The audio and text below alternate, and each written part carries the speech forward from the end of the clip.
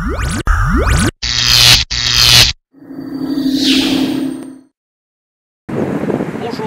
le printemps arrive et ça va être le moment de s'occuper des allées de jardin.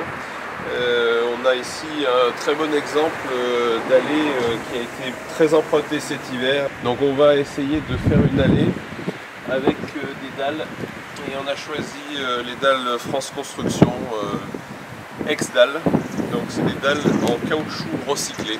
Dans un premier temps, on va donc commencer à disposer nos dalles selon la forme du chemin qu'on veut donner. Alors c'est des dalles qui peuvent se poser sur un sol béton et qui se collent. Et là en l'occurrence on ne peut pas faire une dalle béton, on va simplement décaisser un peu la terre, faire un lit de sable, bien le damer de niveau et mettre nos dalles. À l'aide de petits piquets, là j'ai pris des pointes galvanisées, je vais pouvoir délimiter le tracé qu'il faudra que je décaisse.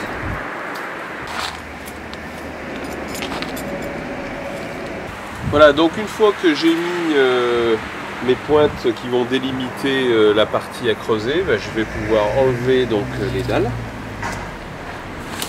On a choisi en fait ce produit ex-dalle parce que d'abord c'est un produit qui est fait à base de pneus recyclés, donc c'est quand même assez intéressant quand on sait quelle difficulté on a à se débarrasser des pneus en France.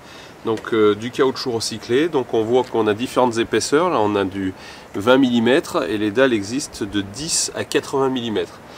Principal avantage de ce produit, c'est déjà que c'est très agréable à marcher parce que c'est mou, c'est antidérapant, donc c'est quand même un avantage pour une allée. Et puis on peut avoir différents coloris, voire différents motifs. Prochaine étape, ça va consister donc à décaisser, donc c'est enlever la terre, il n'y a pas besoin d'enlever très profond, on va mettre 4 cm de sable, 2 cm de dalle, donc 6 cm, donc entre 6 et 8 cm. Et pour ce faire, on va se servir de cet outil. Donc on va commencer à creuser et à suivre donc le tracé des pointes qu'on a posées pour se guider. Alors quitte à refaire un chemin ou une allée, autant en profiter pour faire que cette allée soit à peu près de niveau, ce qui est quand même beaucoup plus agréable pour la marche.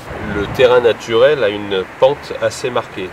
Donc quand on va creuser, on va en fait récupérer cette pente en creusant plus de ce côté que de ce côté, puisqu'on a déjà une pente naturelle. Alors n'hésitez pas à conserver cette terre, puisque vous êtes en surface, donc c'est de la terre végétale. Bon, écoutez, quelques pelletées plus tard, voilà, on va finir donc de balayer la terre pour bien être sûr qu'on a enlevé les aspérités qu'il faut. Et puis une fois donc que je vais avoir vérifié que je suis à peu près de niveau, je vais aller chercher du sable. C'est la prochaine étape. Là j'ai commencé à étaler mon sable, j'en ai mis environ 5 à 6 cm d'épaisseur. Et puis je vais commencer à mettre de niveau. Alors dans un premier temps je passe grossièrement pour lisser. Alors si c'était plus large, on pourrait le faire avec une règle. Là, vu qu'on est sur un chemin très étroit, le niveau sert de règle en fait. On va damer le sable pour bien l'aplatir. Alors bon, c'est une dameuse artisanale faite avec un bout de poutre. À l'étape suivante, on va commencer à mettre nos dalles. Donc en fait, on va les mettre en place et puis on va tracer tout simplement.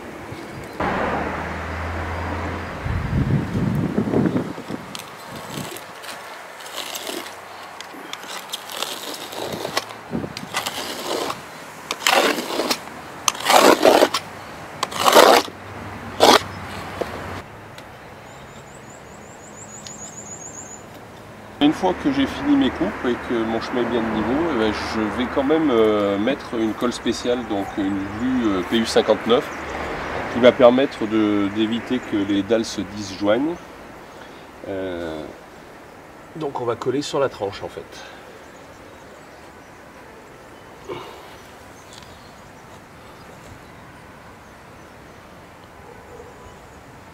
Voilà, et ben on a fini donc la mise en place de notre chemin. Alors pour finaliser, pour que ce soit vraiment joli, on va remettre un petit peu de sable sur les bords et puis surtout on va remettre du gazon sur les bordures. Et on aura un chemin qui sera enfin hors de la boue. À bientôt.